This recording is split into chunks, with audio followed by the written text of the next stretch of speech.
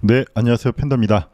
자, 요즘에 그 모든 렌더러, 뭐 좀 과장일 수도 있겠죠. 뭐 대부분의 렌더러들이 따르고 있는 하나의 원리가 있는데 그 원리는 PBR이라는 그래픽 이론입니다.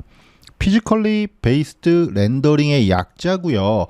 조금 제가 의역을 좀 해볼게요.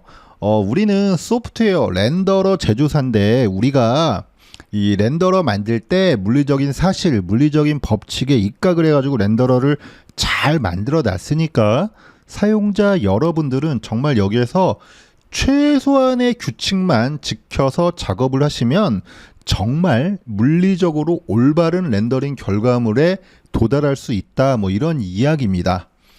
자, 그래서 이번 강의는 이제 D5 강의죠. 그래서 D5 유저분들이 대부분 뭐 건축가라든지 뭐 인테리어 디자이너, 뭐 그래픽을 전문으로 하시는 분들이 아니기 때문에 이러한 이론을 너무 깊게 들어가면 또 머리 아파하실 것 같아서 정말 최소한도의 정말 필수적인 것만 쉽게 이야기 좀 하는 것으로 강좌를 이끌어 갈 거고요. 자, 그 다음에 정말 또 하나 안타까운 것이 하나 있는데 여러분들이 D5 렌더링의 결과물을 100% 신뢰하시면 안 됩니다. PBR에서 물리적 기반에 사실상 뭐 정확한 렌더링이라고 정의가 되어져 있는데 D5 같은 경우에는 실시간 렌더러이기도 하고 워낙 많은 기능들을 짧은 시간 내 업데이트해서 쏟아 넣다 보니까 버그가 좀 상당히 많은 편이고요.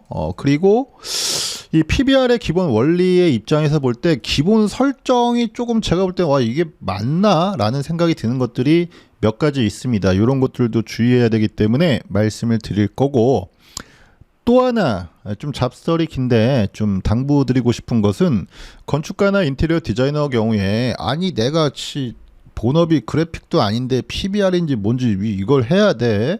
라고 반문하시는 분들이 있는데 이 PBR 원리가 조명 설계적인 내용과 거의 비슷해요. 용어만 그래픽적인 용어고요. 그래서 올바른 디자인을 하시는 데 있어서도 상당히 도움이 될 거라고 저는 생각을 합니다. 네, 다음 중 올바른 렌더링 결과물은 어떤 것일까요? 라고 제가 질문을 좀 드렸었는데 답변을 말씀드리면 EI입니다. 이게 맞고요. EI는 틀렸습니다. 자, 왜 그런지 한번 말씀을 드리도록 하겠습니다. 자, 이렇게 빛이 벽에 맺히는 현상을 월워싱이라고 합니다. 인테리어 디자인에서 굉장히 중요하고 자주 쓰이는 요소 중에 하나입니다. 자, 그럼 이런 현상이 발생하려면 광원에서 이렇게 빛이 나오죠. 빛이 나온 다음에 새로운 매줄과 부딪히고 이 매질 안으로 살짝 들어가겠죠. 뭐 하여튼간 그리고 이 매질을 구성하고 있는 밀입자들과 충돌한 다음에 다시 밖으로 튕겨져 나옵니다. 사방팔방으로 튕겨져 나와서 내 눈에 그것이 인식이 돼야지만 이렇게 월워싱으로 보이는 건데 자, 이 이야기는 유리란 얘기는 뭐예요? 빛이 들어와가지고 그냥 뚫고 지나간다는 얘기잖아요. 이렇게 튕겨져 나온다는 얘기는 빛이 뚫고 못 지나간다는 얘기 아닙니까? 그래서 이게 투명하기 때문에 이게 불가능해요. 현실에서. 물리적인 사실에 기반한다라는 얘기는 그냥 이 현실적인 세상에서 존재할 수 없다라는 얘기로 이해를 하시면 돼요. 따라서 요즘에 나오는 대부분의 렌더러들 PBR 원리를 준수하고 있기 때문에 렌더링하면 이렇게 돼요. 현실을 반영해서 이렇게 됩니다. 이렇게 렌더링 안 돼요. 그럼 이거 어떻게 했냐? 포토샵에서 그린 겁니다. 근데 이렇게 하지 마세요. 여러분들은 물리적인 공간에서 디자이너분들은 실제 공간을 만들기 위한 작업을 하는 사람들 아닙니까?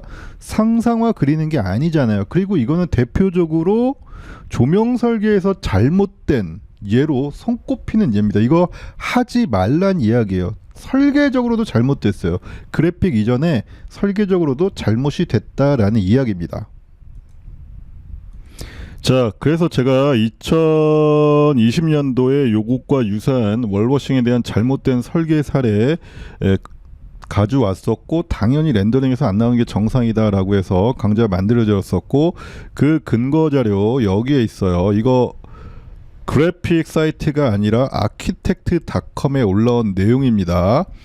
자, 가장 중요한 얘기는 여기 써 있어요. 어떤 때 이런 월워싱이 잘 되냐면은 자, 표면이 밝은 컬러이고 좀 무광택일 때 잘 일어나고 잘 발생하지 않을 때는 컬러가 어둡거나 스페큘러 서피시스, 그러니까 딥5 용어로는 러프니스가 매우 낮아야 됩니다. 그래서 예를 들자면은 광택을 낸 돌, 근데 돌보다 우리가 더 하이글로시한 게 유리 아닙니까? 유리, 거기다가 투명까지, 이거 되겠어요? 지금 아키텍트닷컴에서도 좀 여기 하지 말래잖아, 안 된대잖아. 근데 그거를 물리 기반으로 렌더링하면 안 나와. 그래서 이거 왜 안 나오냐고 질문하시면 안 되고, 아, 내가 디자인 잘못했구나 라고 인지를 하셔야 됩니다. 그래서 이 PBR이라는 이론은 어떻게 보면은 정말 디자이너 분들에게도 굉장히 유용할 수 있는 도구다라고 말씀을 드리는 겁니다. 단 이것까지 얘기해야 되나? 딥5가 약간의 버그와 몇몇 개 좀 문제가 있어서 렌더링된 결과물을 무조건 100% 신뢰하시면 안 됩니다. 그것도 한번 좀 보여드리도록 할게요. 자, 딥5의 씬인데, 자, 당연히 투명하니까 빛이 다 뚫고 나가니까 여기 안 맺힌단 말이야. 그래서 템플릿 트랜스페런트, 유리 같은 경우에 많이 쓰는 템플릿에서, 자, 트랜스페런시를 낮추면은 당연히 투명도가 떨어지니까 이게 보여야 되는데 안 보여. 와, 이거 좀 문제입니다.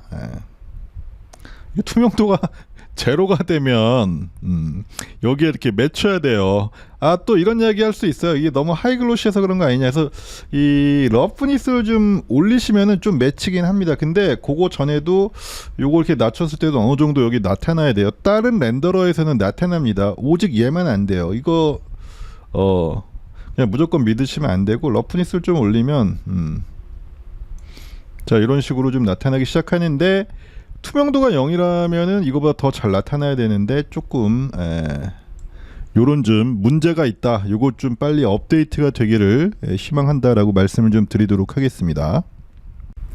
네, 단축키 I를 클릭하시던지, 또는 여기 상단 보시면 그 아이드라프라고 하죠. 요거 클릭하셔서 바닥 물체를 클릭을 하시게 되면은 우측 패널에 인스펙터가 나오게 되고 재질 설정할 수 있는 창이 활성화되게 됩니다.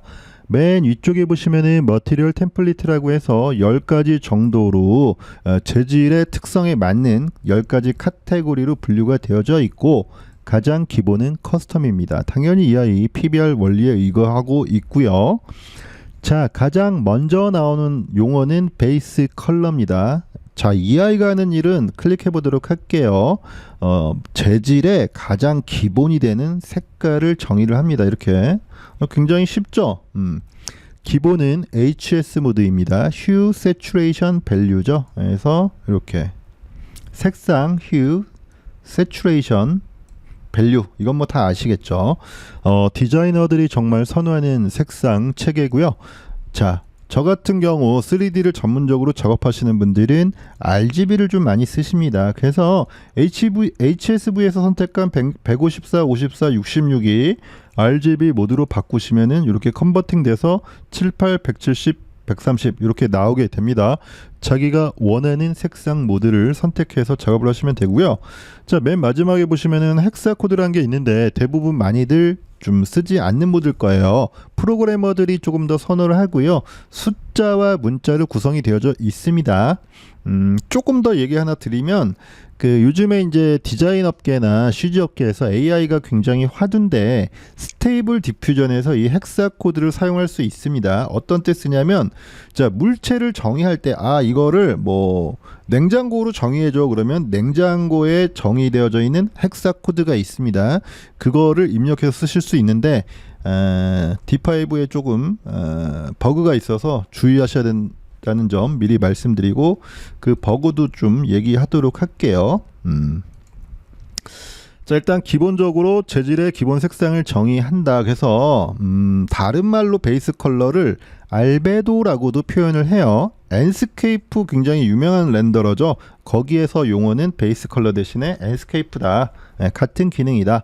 자, 근데 알베도라는 좀 어원을 조금 이해를 하실 필요가 있는 게, 알베도는 지구과학으로부터 온 용어고 무슨 얘기냐면, 자, 빛 에너지가 삑 와서 여기에 매질을 이렇게 띡 부딪힌 다음에 일정 부분 흡수가 되고, 아까도 말씀드렸죠. 일정 부분은 이렇게 빛 에너지가 방출이 됩니다. 즉 방출된 빛 에너지의 비율을 알베도라고 하는 거예요. 그래서 만약에 화이트로 설정을 하신다라면 이게 무슨 이야기냐?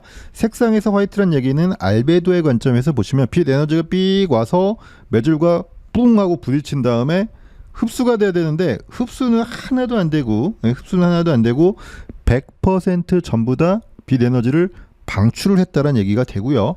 자, 만약에 완전 블랙으로 설정하면 빛 에너지가 삑 왔다가 100% 다 흡수가 되고 전혀 0%만 빛 에너지를 방출한다라는 얘기가 돼요. 그래서 여러분들이 이 베이스 컬러를 알베도라는 개념도 같이 가지고 있는 아이기 때문에 내가 원하는 대로 막 다 쓰시면 안 되고 범위가 존재를 해요. 범위가. 그래서 지금 방금 설정한 완전히 흰색도 안 되고요. 완전히 블랙도 안 됩니다. 왜냐하면은 모든 빛 에너지를 전혀 흡수하지 않고 방출하는 그러한 마감재는 존재하지 않고요. 재질은 존재하지 않고요.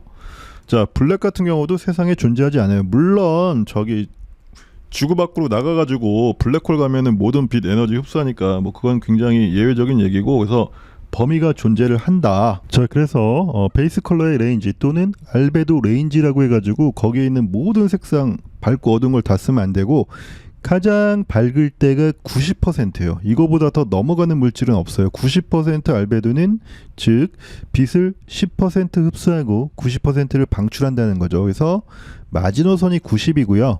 자, 어두운 단계는 뭐냐면은 4%예요. 4%. 그러니까 96%의 빛을 흡수하고 4% 빛 에너지를 방출하는 겁니다. 그러니까 4%에서 90% 구간만 쓰셔야지 훨씬 더 밝거나 아니면 너무 어두운 그러한 색상을 정의해서 쓰시면 안 된다는 얘기예요. 자, 여기서부터 좀 주의해야 될 지점이 있습니다. 자, 그래서 나는 여기에다가 이제 화이트를 입력하고 싶지만 방금 전에 알베도가 최대치가 90%라고 했으니까 90까지만 입력하면 되겠지라고 해서 이런 식으로 쓰시면 절대 안 됩니다. 자, 왼쪽에 보시면은 이제 알베도표라는 게 있는데 왼쪽에는 리니어 색 공간이고 오른쪽은 sRGB 색 공간이에요. 조금 어려울 수도 있는데 정말 쉽게 설명드릴게요.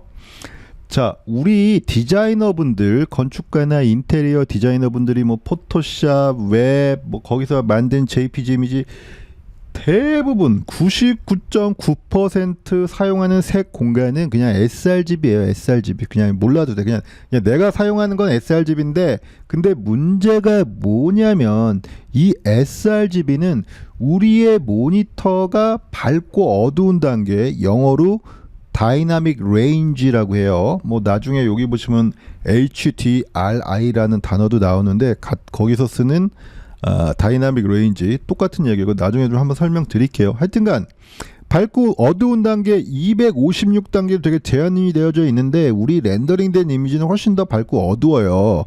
그것을 여기다 맞게 꾸겨 늘려다 보니까 이게 제대로 잘 안 나오는 거야. 그래서 sRGB 공간은 그걸 보정을 해.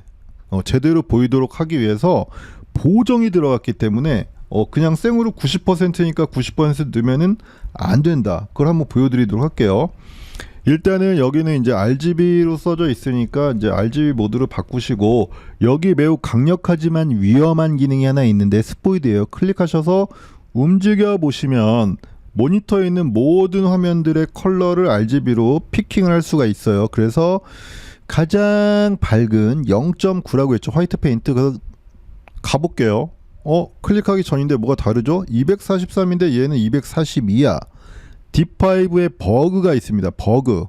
굉장히 밝은 컬러의 피킹을 할 때는 이렇게 RGB의 픽셀이 하나씩 언더로 떨어지는 좀 심각한 버그가 있어요. 이것도 3D Max 2024에서도 있었던 아마 계산하다 반올림 버그 같은데 이런 똑같은 버그가 있어요. 그래서 이렇게 클릭하시면 돼. 그래서 자, 클릭해서 242로 떨어졌으니까 정확하게 맞추기 위해서 243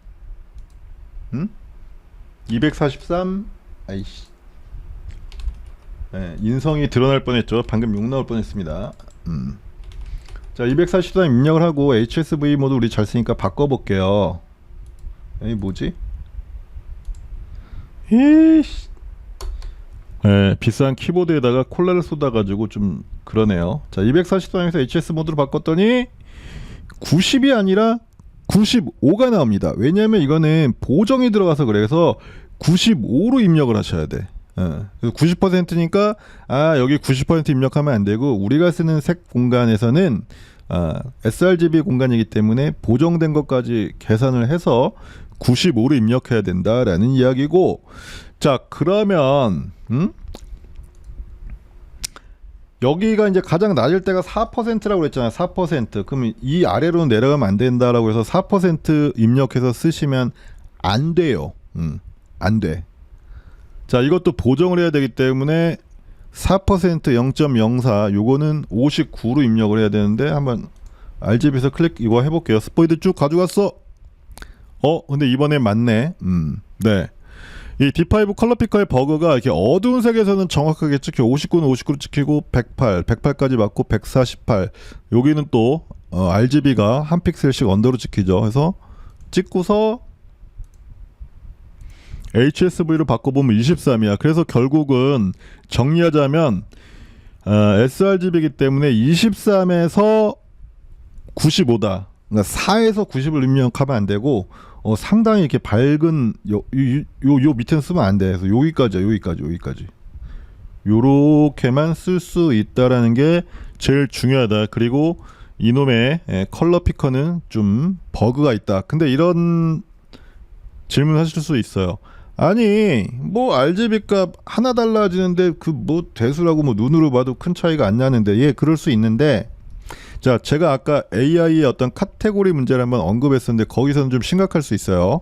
뭐 잠깐 좀 쉬어가는 차원에서 하나 또 얘기를 드리면, 왼쪽에 있는 거는 이제 스테이블 디퓨전이라는 AI 소프트웨어에서 물체를 정의할 때 쓰는 헥사 코드입니다. 그러니까 내가 이 컬러로 칠한다는 이야기는 요걸로 이제 인식이 돼서 요걸로 칠해진 아이는 암체어로 인식해라 라는 얘기고, 되게 비슷하잖아요. 근데 프로그램 쪽에서는 이게 굉장히 중요해요. 이게 코드 아예 그냥 달라버리니까 요걸로 가게 되면 이제 시트로 인식이 되는데, 자 봅시다.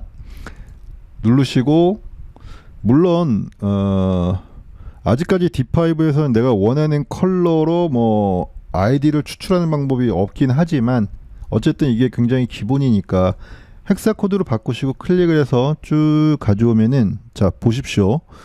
D6으로 끝나는데 얘는 D5로 끝나. 그러면은 이걸로 입력이 되면은 암체어가 아니라 다른 카테고리로 인식이 될 수 있기 때문에, 이거는 시각적인 문제가 아니라 아예 코드가 달라지기 때문에 정말 중요한 문제입니다. 특히 이런 AI 시대에서는 굉장히 중요할 수 있어요. 특히 프로그래밍 쪽에서는. 자, 밑에 보시면은 헥사 코드가 07FF20인데 07FFDF예요. 문자를 보면 아예 다른 컬러로 입력이 되게 되는 거죠. 그래서 이 아이는 C2로 인식이 안 되고 다른 카테고리로 인식이 될 수 있기 때문에 이거는 좀 빨리 좀 고쳐 주시는 것이 좋을 것 같다. 그리고 더 추가로 말씀을 드리면, 내가 원하는 컬러 매트로도 패스를 추출할 수 있다라면은 AI랑 같이 D5를 쓰는 데 있어서 정말 좀 좋을 수도 있을 것 같다라고 좀 말씀을 드리도록 하겠습니다. 자, 그래서 이 알베도랑 결국은 이제 베이스 컬러는 이제 같은 용도로 사용할 수 있는 용어고요. 그래서 정리하자면 HSV는 23에서 95, 다른 거 모르면 이것만이라도 외워서 써라. 자, 그리고 알베도와 베이스 컬러랑 굉장히 비슷한 용어로 디퓨즈라는 용어가 있어요. V레이는 아직도 디퓨즈라는 용어로 사용을 합니다. 왜냐면은 V레이는 PBR 이론 이전에 소프트웨어가 나와서 이 이름을 좀 고쳐주면 좋겠는데 그냥 생 고집인 것 같아요. 그래서 좀 혼용해서 쓰시기도 하지만 저는 디퓨즈는 구별해서 써야 되는 용어다 라고 말씀을 드립니다. 왜 그런지 보여드릴게요. 자, 인터넷에서 다운로드 받았고요. 이거는 색상 정보를 포함하지만 자세히 보면은 여기 확대해서 밑에 보시면 여기 그림자가 져 있어요. 그림자. 재질의 고유한 오로지 색상 정보만 있어야 되는데, 그림자라는 음영 정보도 포함이 되어져 있습니다. 자, 이러한 것들을 우리는 디퓨즈 텍스처라고 해요. 그래서 이렇게 음영 정보라든지 뭐 여기 하이라이트가 딱 맺혀져 있다든지 반사가 있거나 뭐 이런 것들 쓰시면 안 돼요. 오로지 색상 정보만 쓰셔야 된다. 자, D5고요. 오른쪽에 보시면 베이스 컬러 맵 텍스처 가져올 거니까 클릭해 주시고 여기 빈 슬롯이기 때문에 클릭하셔서 자, UI죠. 더블 클릭해서 가져오시면 이제 매핑이 되게 되는데요. 자, 일단은 조금 기본적으로 주의할 사항이 하나 있는데 베이스 컬러 다시 가도록 하겠습니다. 여기 컬러를 클릭하셔서 지금 90인데 무조건 100으로 만드셔야 됩니다. 맥스 유저분들 같은 경우에는 이거가 뭐 이렇게 빨간색이라고 하더라도 텍스처를 가져오게 되면은 이 컬러가 무시가 되는데 D5는 안 그래요. 요 컬러의 영향을 텍스처가 받아요. 정확하게 합성용어로 말씀을 드리면 곱하기 모드로 영향을 받아요. 그러니까 순수 흰색이라는 것은 컴퓨터 그래픽에서 계산할 때 1로 처리가 되기 때문에 1 곱하기 텍스처는 바로 자기 자신이 나오게 되는 거고요. 자, 컴퓨터 그래픽에서 블랙은 0으로 표현이 되기 때문에 0 곱하기 이 텍스처는 뭐예요? 블랙이 나오기 때문에 그런 거죠. 근데 뭔가 찌질하게 좀 자국이 남아 있는 이유는 나중에 좀 설명을 드리도록 할게요. 그래서 텍스처만 오롯이 쓰고 싶으면은 1로 쓰셔야 된다. 나는 여기서 좀 색깔을 바꾸고 싶다 그러면은 이런 식으로 쓰실 수도 있고, 텍스처의 밝기를 좀 어둡게 하고 싶다 그러면은 요거를 이런 식으로 낮춰서 쓰실 수도 있습니다. 자, 어쨌든 간에 요 얘기는 조금 더 나중에 올바른 텍스처 가져와서 더 진행하기로 하고, 디퓨즈 텍스처의 문제점은 뭐냐면 여기에 그림자 정보가 있기 때문에 특히 이제 D5 같은 경우에는 영상이라든지 뭐 여러 가지 상황을 대비할 수가 있는데, 자, 인바이러먼트 가보도록 할게요. 자, 태양이 움직이는 영상을 만들어. 자, 이렇게 아니 뭐 스틸이라도 좋아. 자, 이렇게 해놨어. 뭐 이런 씬으로 구성이 되는 경우가 있을 수 있죠. 자, 그림자가 이렇게 졌는데 바닥은 거꾸로 졌잖아. 이게 세상에 가능한 일이 아니잖아요. 그래서 디퓨즈 텍스처는 여러분들이 쓰시면 안 된다. 지금은 막 이런 기능들 때문에 막 정신이 없는데 결국 실무에서의 재질의 1차적 퀄리티는 이 텍스처, 베이스 컬러의 텍스처를 얼마나 좋은 아이를 찾느냐가 일단 관건이에요.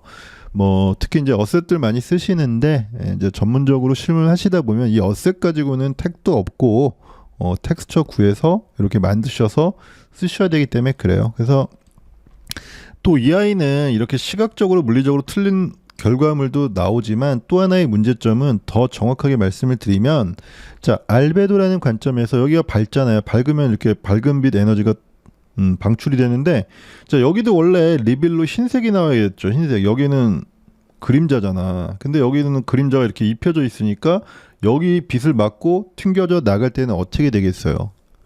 원래 갖고 있는 알베도 밸류보다 더 떨어져서 에너지가 방출이 되기 때문에 그런 것들도 조도 계산하는 측면에서도 잘못된 거고, 이렇게 시각적으로도 이건 뭐 말이 안 되기 때문에 그렇습니다.